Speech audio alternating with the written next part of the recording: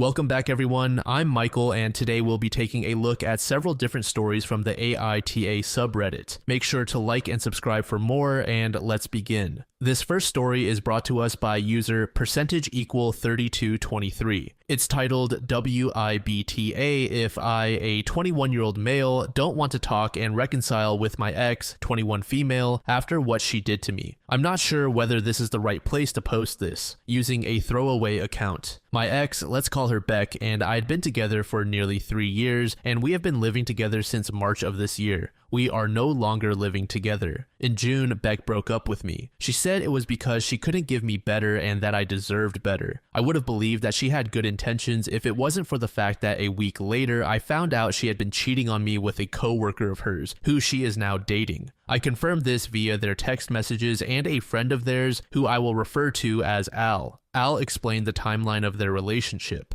The following day, after I discovered the messages and met up with Al, Beck overheard a phone conversation I was having with a different friend about the situation and got mad at me. She said that she didn't cheat and was upset about how I went through her messages. This ultimately culminated in her physically assaulting me, and her sister, Kaz, was able to record some of it. Kaz was also living with Beck and me at the time, and she knew of the situation at hand. This resulted in the police being called and a family violence intervention order being placed on my ex, Beck. This has since been reduced to a limited order following a visit to court. A few days ago, Al reached out to me saying that Beck wanted to reach out to me in order to clear the air and to get closure on our relationship. At the time, I said that I would think about it. However, I'm very hesitant to reach out due to a few reasons. I've already had my closure. Everything that happened, including the cheating and the assault, was my form of closure on the relationship. I don't trust my ex. I don't really believe that Beck is reaching out from the goodness of her heart. I think there is some ulterior motive behind her reaching out. I suspect this because of her character and how she treated me during the relationship. I don't believe that Beck is genuinely remorseful for her actions. This is because after everything had happened, I learned from a separate friend that she had been slandering me, talking behind my back, and being untruthful about the events that took place. Following the breakup and the subsequent events, I've been in a much better place mentally and physically, and I think that reaching out would ultimately undo the work I've done to rebuild myself. Beck and I have been broken up for a month and a half, which I believe is way too soon for me to entertain reconnecting with my ex, regardless of what they did to me afterward.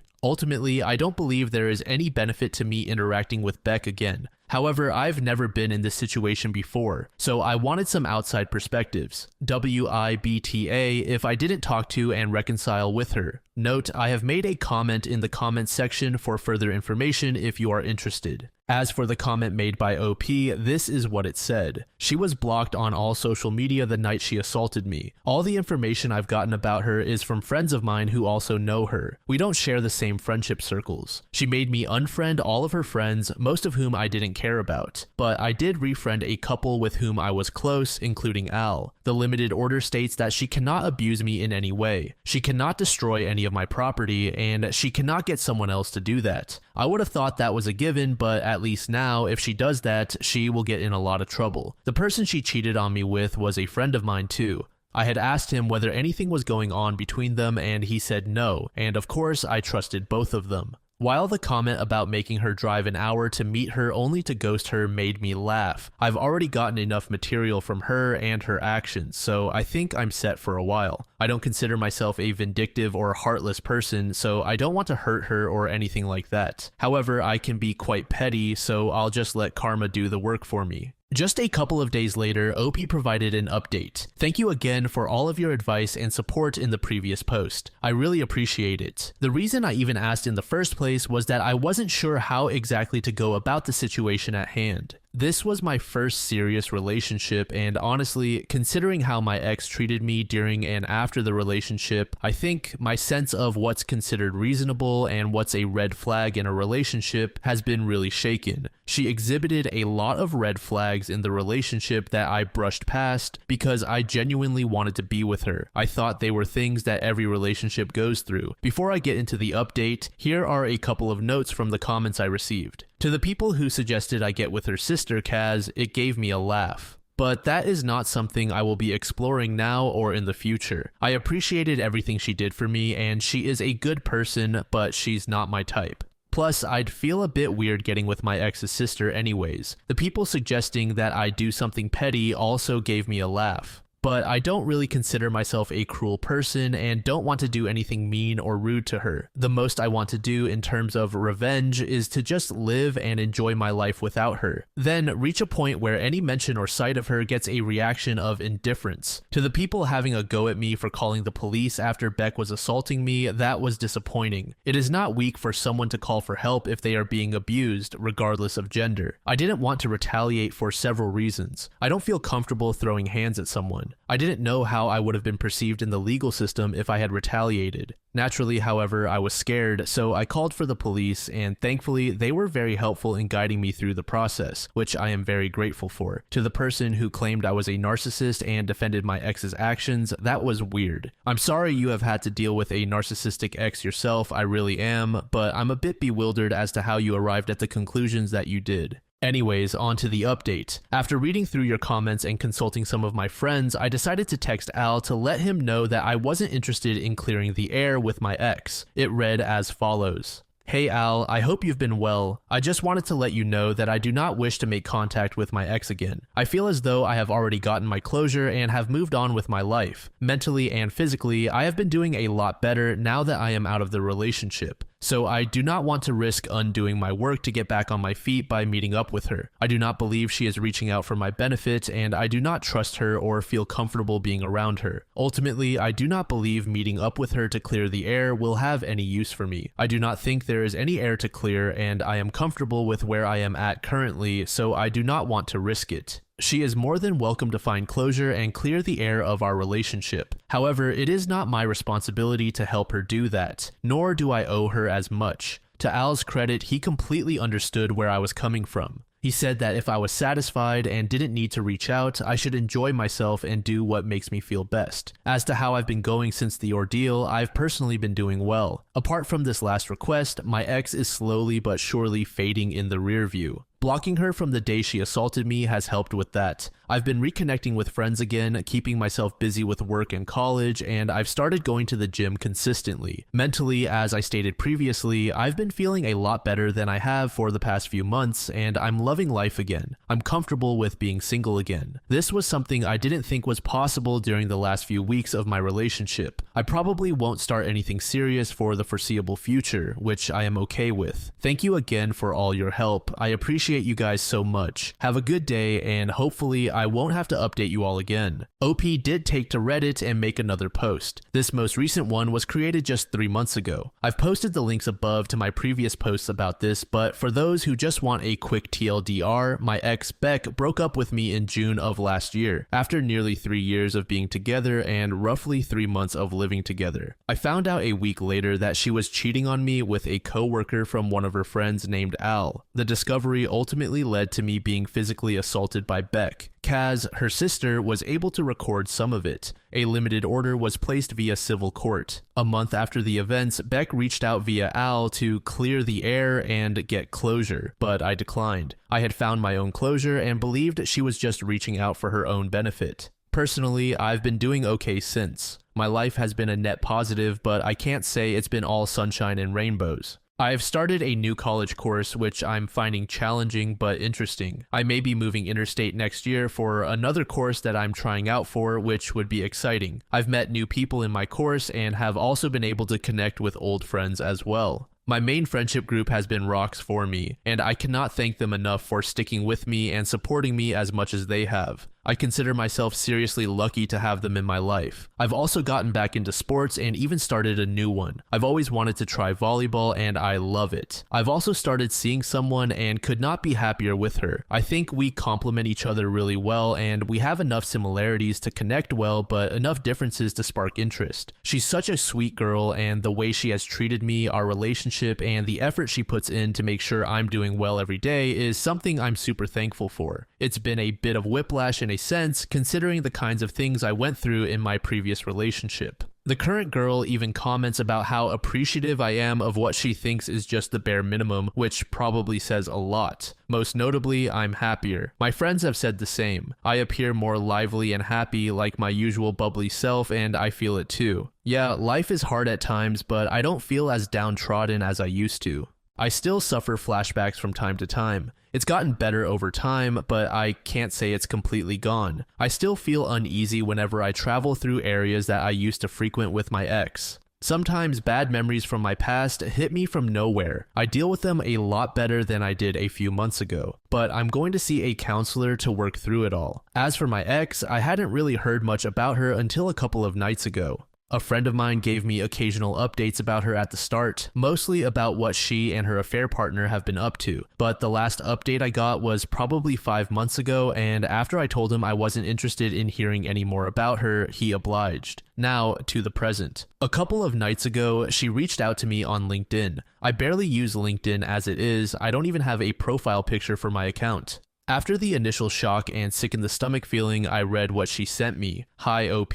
I know I'm currently out of line, but the past few months have been rough for me since we ended on a horrible note. I'm sincerely sorry for bringing up bad memories, but I wanted to apologize and make it right. I don't want to force forgiveness, but I also don't want to not apologize and let things go. I had been unfair to you and you deserved none of it. I've been guilt-ridden for months and have been worried since we lost contact. It's taken me a lot to text you, but please let me clarify any miscommunication and misunderstandings between us if you're comfortable. Just so we can move on a better note. If you'd like me to stay away, let me know too. Sincerely, Beck. Ignoring the fact that it reads like a job application, I find the message laughable and a bit infuriating, to be honest. She said she felt guilt-ridden for months. Yeah, you are so guilt-ridden that you're still dating the affair partner, have a job, probably haven't come clean to your friends, considering they're still friends with you, and by all accounts, haven't changed your character. I think she still takes me for the lovesick doormat person I was when I was still with her. Knowing her character, I genuinely do believe that she's full of it, and she's just doing this for her benefit. My guess is that because she has recently gotten a part-time job as a nurse for a hospital, she doesn't want her past to bite her back, so she's trying to settle grievances. I ended up telling my friends and my partner about the message. They both were incredulous about it and also believed she didn't have good intentions behind the text. My partner in particular was annoyed about the timing of the message as well, considering my birthday is in a week and this is not what I need to deal with in the lead up to it. Ultimately, I'm not going to respond. She can kick rocks. I'm happy and don't need anything from her apart from her leaving me alone. Anyways, that's the update. I will probably get some therapy. Have a good day and take care of yourselves. This next post was created just a couple of days ago from this recording. The original post was created by user MorbidMommy11 in the AITA subreddit. It was titled AITA for banning my husband and father-in-law from the delivery room due to their intensely stressful and creepy behavior during my pregnancy. A lot of context. The character limit cuts off, but here's the gist. My husband and I are expecting our first child, which I knew would be a really sensitive issue as his own mother died in childbirth with him. We met with a marriage counselor to talk things through at the beginning, and he swears he's been seeing his own therapist twice a month throughout my pregnancy. I don't want to call him a liar, but I'm fairly sure he's either not going or not talking about the big issue, which is he and his father are totally convinced that I'm going to die in childbirth. They won't openly admit it, but their behavior has reached the point where it's constantly making me feel stressed and uncomfortable. When it was my husband saying, "Please make sure your life insurance is up to date, and I'd like you to meet with a lawyer and draft a will," I was like, that's kind of intense, but okay if that makes you feel better. My husband asked me to go through all of my possessions and list what I wanted to be saved for the baby, then list what I would want to be returned to my family in the event of my death. I put my foot down and said absolutely not. Too morbid, no way. My father-in-law, who lives a few blocks away and eats dinner with us 2 to 4 nights a week, got on my case about how I was making things difficult for my husband. I'm just going to add here that I've had a completely complication-free pregnancy and have no reason to think I will die screaming in the coming weeks. When I tell my husband this, he calls me paranoid, but I feel like my father-in-law actually wants me to die. His whole life identity for the past 35 years has been amazing single dad. He never dated or had close friends or even hobbies really. It seems like he's looking forward to being able to guide my husband through what he went through. At this point, I'd honestly be happy to never see him again. I certainly don't want him in the delivery room. He's a commanding presence, and I know that whatever he wants in the delivery room, he will get. I know people will say that the nurses would never let that happen, but you haven't met this man. My husband, in addition to backing his dad on everything, acts like my due date is my death date. He has completely pulled away from me. Every minute with him is morbid, stressful, and a reminder that our marriage seems to be crumbling. No matter how many times I tell him his behavior makes me stressed and upset, he won't leave it. It's just getting worse, and I do not want it around me while I'm concentrating on giving birth. Do I owe it to my husband to let him stress and upset me during labor? Is his presence at the birth more important than a safe and healthy delivery? My therapist says no, but this whole thing has been so weird, I feel like I need some outside perspective. This first post was made in 2020 and we didn't get an update until 2022. This is a long overdue update. I know I worried everyone and I'm grateful every day for every ounce of concern that was sent my way. I'll be completely honest. I forgot the login information for my other account, and fussing about a throwaway Reddit account wasn't the highest priority in my life at the time. TLDR, I had a beautiful and healthy baby girl and I divorced my ex-husband. I lived, obviously. To get right into it, I was unfortunately right about my suspicion that my ex wasn't going to therapy. I sat with him and firmly put my foot down about my mother being my support person in the delivery room. He and my ex-father-in-law were not to be anywhere near the delivery room. I also was very adamant that I was getting an epidural and ex-father-in-law had no say about any medical procedures I may take. I also told my husband that I was seeking my own therapist, as his and his father's actions were worrying me. My ex-husband didn't take it well. I had never heard him shout at me like that, and it scared me a little. My fury outweighed my fear not long after, however. He told me I didn't need a therapist and that he was just trying to be prepared. I admittedly lost my temper and told him that I wasn't going to die. It wasn't my fault his father's trauma wormed its way into his head and that he needed to fix it without taking it out on me. He yelled at me that he didn't need therapy. That caught me a little off guard. I asked him why he went to his therapist and was given advice about my death if he felt he didn't need it. His expression gave it away and he caved not long after. It turns out there was no therapist. It was just his dad. He was with his dad when he was supposed to be at therapy. I'm still fuming. In the end, I gave him a choice. He could either go to therapy or I was leaving. I had enough of their delusions. He refused therapy and I packed my things and stayed with my mother. At that point, I still wasn't planning on divorce. I had hoped that we could possibly fix our marriage, as naive as it sounds. But my ex decided that if he couldn't convince me to go back, then he would get his father and the rest of his family to do it. I had to change my number due to the amount of harassment and vitriol they hurled at me. In the end, it was just my mother in the delivery room as I gave birth. I'm thankful for the nursing staff. They were a godsend, and I felt safe that neither my ex or his father would get even remotely close to the room without my say-so. The divorce is still ongoing, so I can't give too many details on that front, but I have hopes that we can work out a tentative co-parenting agreement.